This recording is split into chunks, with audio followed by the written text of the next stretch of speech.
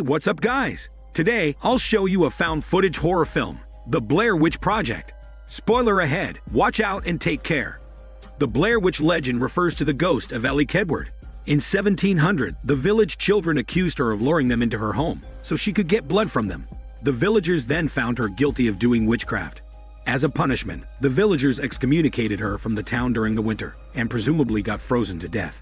After some time, her accusers, together with a number of children, mysteriously disappear. The villagers believed that their town got cursed, so they decided to leave, but the horror did not end there. After 100 years, 11 people testified that they witnessed a woman's hand pulling a child into the creek.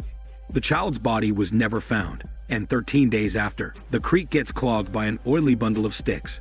After that, in 1886, search groups began to look for a missing child. The child managed to be found, but one of the search groups was not able to return. 4 days later, their bodies are found in coffin rock being tied together, and their stomachs are completely mutilated. In 1941, 7 children were reportedly abducted in Burkittsville. A hermit walked into the market and declared that he is finally finished. The police hiked into his isolated house, and they found the bodies of the missing children. They found the bodies mutilated in a ritualistic way. The hermit admitted everything in detail, claiming that he just followed the order of an old woman near his home. After that, he was convicted of the crimes and got hanged to death as a punishment. In October 1994, 3 students decided to make a documentary about the Blair Witch legend. The documentary is directed by Heather. She is with the cameraman Joshua and the sound crew, Michael. They all mysteriously disappeared while shooting the documentary in the woods near Burkittsville, formerly known as Blair. After a year, their footage was found in an old abandoned cabin in the woods. At the beginning of the footage, Heather is at her home, talking about her plans to investigate Blair Witch.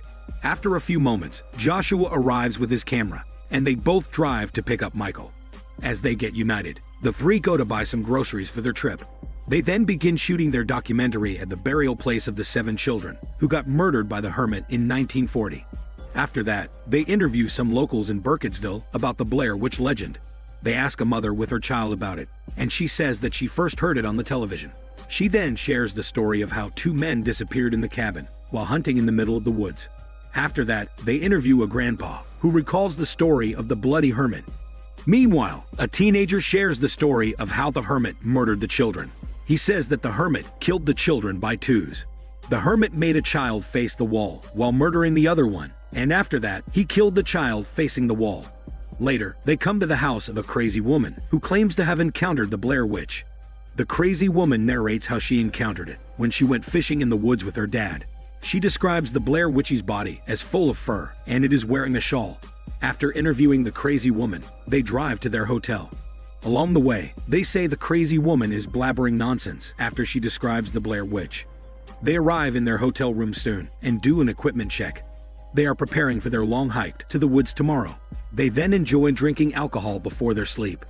The following day, they continue driving towards the trail, leading to the woods where the disappearances happened. Along the way, they find 2 anglers fishing in the river. They then interview the 2 about the Blair Witch. The younger angler calls it a myth, while the old angler believes it. The old angler claims that he saw a misty vapor rising from the water, and he thinks that it is related to the Coffin Rock case.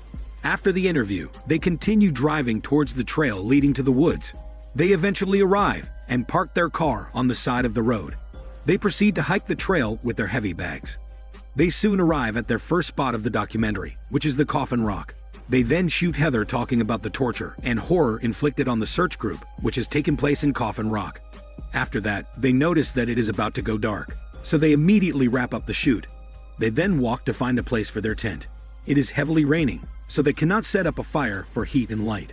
After they set up the tent, they go to sleep inside. The next day, Joshua tells them that he heard a strange cackling noise outside their tent. Joshua and Heather check their location on the map.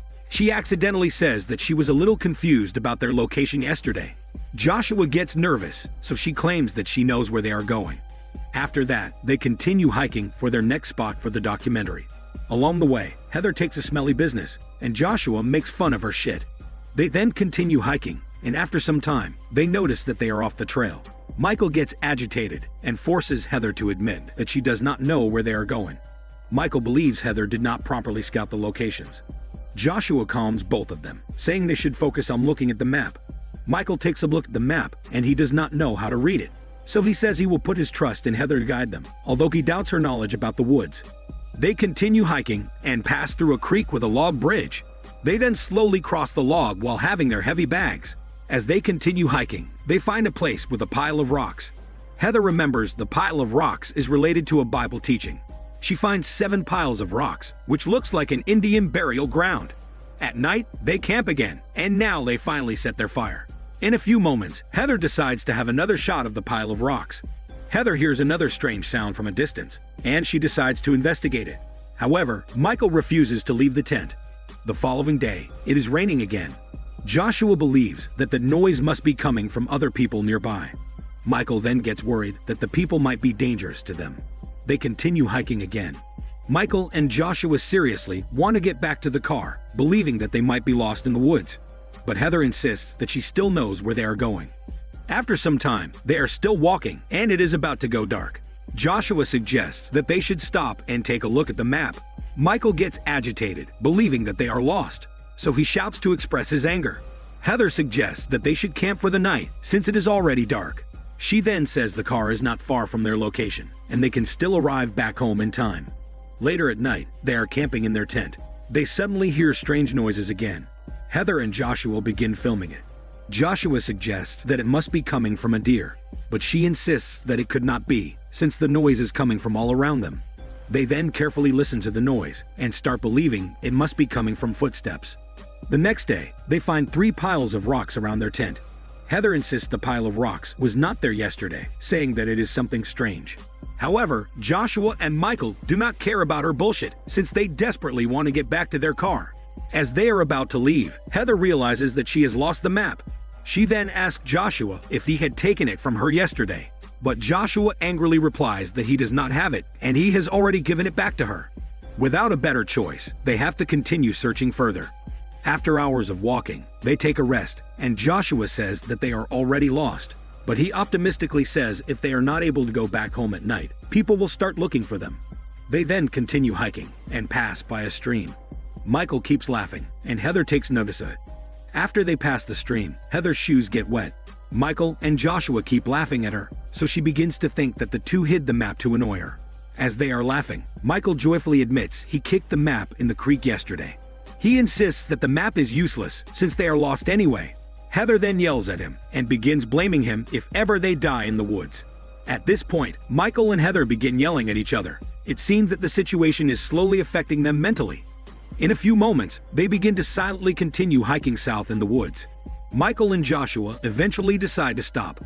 Meanwhile, Michael finds creepy stick figures hanging in the tree. Believing that it is related to voodoo and witchcraft, he begins shouting to call the attention of Joshua and Heather. She then gets excited and starts filming everything. In a few moments, Joshua and Michael begin walking away, and they shout at her to begin walking too. Michael gets completely frustrated at their situation, and he desperately yells for help. At night, they camp again and decide to turn off all the lights, hoping to avoid any attention from strange creatures. But in the middle of the night, they suddenly hear a baby screaming around them. Suddenly, something starts shaking their tent. In fear, they start frantically running away from it. As they get far away, they just sit together in darkness until the sunlight comes. In the morning, they walk back to the tent. Joshua finds his belongings scattered. It is covered with slime, and they find another stick figure lying around. Michael gets angry at Heather's constant filming of their situation, so he attempts to get the camera away from her, but she defends herself, and later on, they begin hiking again. Along the way, they pass through a stream with a log bridge. They take a rest for a while there. After some time, Heather insists that they should continue walking south. Meanwhile, Joshua is just sitting in silence, and he suddenly complains about the slimy thing around his belongings. They continue walking again, and Joshua falls tired. He says that he does not want to camp for another night in the woods. Heather then says they can find the car sooner since they are in America, where the woods are not a big area. They continue walking again and find themselves back in the same stream with a log bridge, despite walking in the opposite direction from it. They then completely lose their mind at this point, as they figure out that something strange is happening. Michael and Joshua begin yelling like crazy, while Heather cries in frustration. They continue walking again in silence. Darkness is about to come, and they are not able to find their way out of the woods. Joshua films Heather, while he keeps blaming her for their situation. She then begs for him to stop yelling at her. Michael calms both of them and says they should act rationally to survive. Darkness comes, leaving them no choice but to camp in the woods again. They are too exhausted, and they just decide to rest peacefully. The next day, Heather and Michael wake up, finding Joshua is gone, while his belongings are still there. The two then desperately search for him, and Heather thinks about the slimy thing around Joshua's belongings. As they cannot find him around, they start talking about the direction they are going. Since they cannot find anything walking south, the two agree to walk east. After some hours of walking, darkness is coming again, so the two decide to camp for the night. In the middle of the night, they hear strange noises again, and they believe it is from Joshua. They walk outside and try to follow the sound, but they cannot find any sign of him. The next day, they wake up and find a bundle of sticks outside their tent. It is tied up by Joshua's clothing. Heather decides to just keep it away from the tent. Michael finds some cigarettes in his stuff, and they both smoke to calm themselves.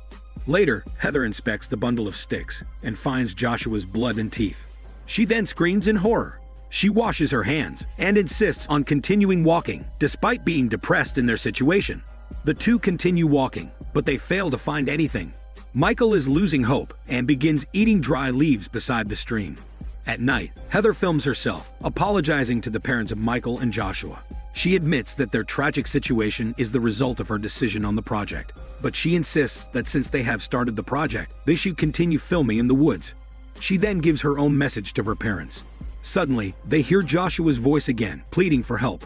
The two leave their tent and begin searching for him in the darkness. They keep walking until they find an old, abandoned, and damaged cabin. The two search inside, and they hear Joshua's voice again from upstairs. In the stairwell, small handprints are apparent. Michael suddenly hears Joshua's voice from downstairs, so he frantically runs towards there, leaving Heather alone inside. As Michael goes outside of the cabin, something strikes him, making his camera fall. Meanwhile, Heather screams in terror as she runs downstairs. She manages to go outside, only to find Michael staring at the wall. Something suddenly strikes her, and her camera falls. In the end, Heather, Michael, and Joshua mysteriously disappear, and a year later, only their footage was found. This is Daniel CC Movie Channel. Stay safe and enjoy your day.